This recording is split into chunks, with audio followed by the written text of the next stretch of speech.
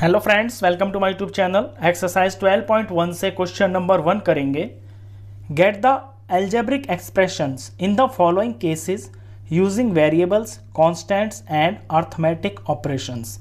ये 1 से लेके 8 तक जो स्टेटमेंट्स लिखी हुई हैं, इनको पढ़ के आपको एल्जेब्रिक एक्सप्रेशंस बनानी है और यूज़ करना है वेरिएबल्स का, कांस्टेंट्स का और अर्थमेटिक ऑपरेशंस का। और वेरिएबल्स होते हैं जैसे कि एक्स, वाई, जेड, ए, बी, सी, वो सारे यहाँ पे लिखे हुए हैं। कांस्टेंट होते हैं नंबर जैसे कि 1, 2, 3। और अर्थमेटिक ऑपरेशंस में क्या होता है? प्लस होता है, माइनस होता है, मल्टीप्लाई होता है, डिवाइड होता है। ये 4 होते हैं अर्थमेटिक ऑपरेशंस। चलिए फर्स्ट पार्ट रीड करते हैं। Subtraction of z from y। यहाँ लिखा हुआ है कि y में से z को सब्ट्रैक्ट करना है। अब इसे करना कितना आसान है, जैसा इसमें लिखा हुआ है हम बिल्कुल वैसा ही करेंगे। सब्ट्रैक्शन ऑफ z यानी z की सब्ट्रैक्शन फ्रॉम y में से करना है, तो जिसमें से माइनस करते हैं उसे हम पहले लिखते हैं। तो y में से हम z को माइनस करके दिखा देंगे इस तरह से। तो ये बन गई है हमारी एल्जेब्रिक एक्सप्रेशन। अब यहाँ हमने वेरिएबल का यूज़ कर दिया जो हमें क्वेश्चन में दे रखे थे, और अर्थमेटिक ऑपरेशन का यूज़ कर दिया जैसे कि माइनस लिख दिया क्योंकि यहाँ पे सब्ट्रैक्शन लिखा हुआ था। चलिए सेकंड पार्ट रीड करते हैं। सेकंड पार्ट के अंदर लिखा हुआ है 1/2 of the sum of numbers x and y। यानी नंबर्स x और y हैं और इनका सम है। पहले इनका सम करना है और फिर उसका 1/2 करना है। तो पहले तो हम इनका सम ही कर देते हैं, x प्लस y। सम का मतलब है इन्हें जोड़ना है। अब इसका 1/2 करना है। 1/2 का मतलब है इस सारे का जो भी सम आएगा उसको हम हाफ से मल्टीप्लाई कर देंगे।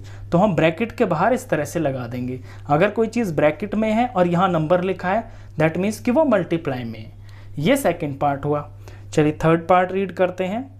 थर्ड पार्ट के अंदर लिखा हुआ है the number z multiplied by itself. कोई नंबर है z मल्टीप्लाइड बाय इटसेल्फ, उसको उसी से मल्टीप्लाई करना है।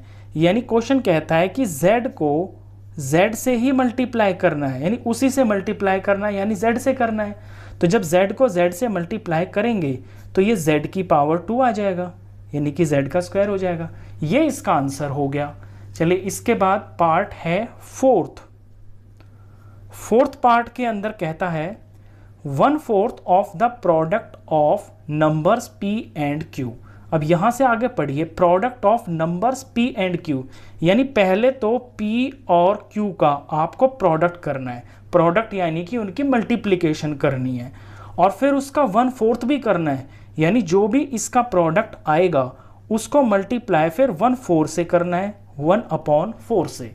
तो जब हम इसे करेंगे, क्योंकि ये तीनों मल्टीप्लाई में ही हैं, तो ये जो नंबर का पार्ट है जिसे हम कांस्टेंट बोलते हैं, ये आगे आ जाएगा और p और q ऐसे चिपक के लिख जाएंगे। इसका मतलब यही होता है कि ये तीनों के तीनों आपस में मल्टीप्लाई है। तो ये p और q का प्रोडक्ट भी हो गया और इनका 1/4 भी हो गया।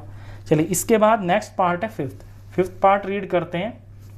फिफ्थ पार्ट के अंदर कहता है numbers x and y both squared and added.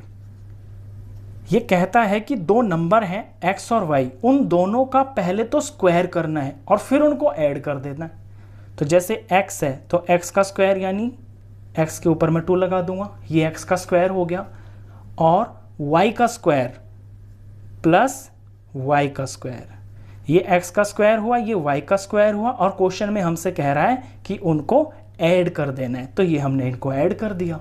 चलिए इससे नेक्स्ट पार्ट देखते हैं, सिक्स्थ पार्ट के अंदर कहता है number 5 added to 3 times the product of numbers m and n।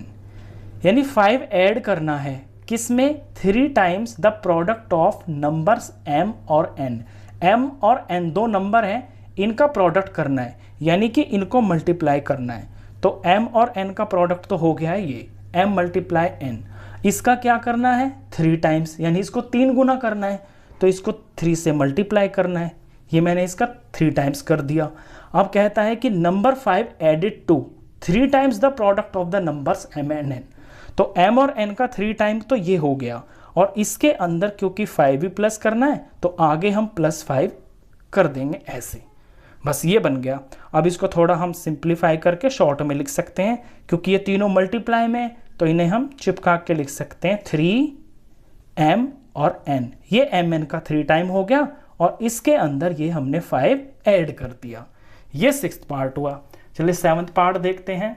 7th part के अंदर कहता है product of numbers y and z subtracted from 10। अब फ्रॉम 10 कहा है, यानी कि 10 में से सब्ट्रैक्ट करना है। क्या करना है? Subtract product of numbers y and z। तो इसे हम ऐसे लिखेंगे, ये कहता है y और z का प्रोडक्ट, तो ये हुआ y और ये हुआ z, तो ये y और z का प्रोडक्ट हो गया। इसको सब्ट्रैक्ट करना है 10 में से, यानी 10 को पहले लिखा जाएगा। फ्रॉम जो होता है, फ्रॉम का मतलब है फ्रॉम, 10 में से करना है, तो 10 में से ही तो माइनस करेंगे, तो 10 पहले लिखेंगे। तो 10 में से सब्ट्रैक्ट करना है y और z का प्रोडक्ट। अब इसे सिंप्लीफाई करके हम ये लिख सकते हैं 10 माइनस ये y और z के प्रोडक्ट को हम चिपका के लिख सकते हैं y और ये z। ये इसका हो गया। चलिए 8th पार्ट देखते हैं। 8th पार्ट के अंदर कहता है sum of numbers a and b। a और b दो नंबर हैं, उनका sum subtracted from their product, उनके प्रोडक्ट में से सब्ट्रैक्ट करना है। यानी पहले तो a और b का आपको प्रोडक्ट निकालना है। ये 8th पार्ट है। तो a इंटू b, ये और a और b का प्रोडक्ट हो गया, इसमें से सब्ट्रैक्ट करना है। क्या? Sum of numbers a and b, a और b का सम। तो ये ब्रैकेट में लिखेंगे आप, a और b। ये ब्रैकेट में हो गया है a और b का सम, और इसको सब्ट्रैक्ट करना है a और b के प्रोडक्ट में से। तो ये मैंने प्रोडक्ट की फॉर्म में लिख दिया। अब हम इसे थोड़ा सा सिंप्लीफाई करके भी लिख सकते हैं।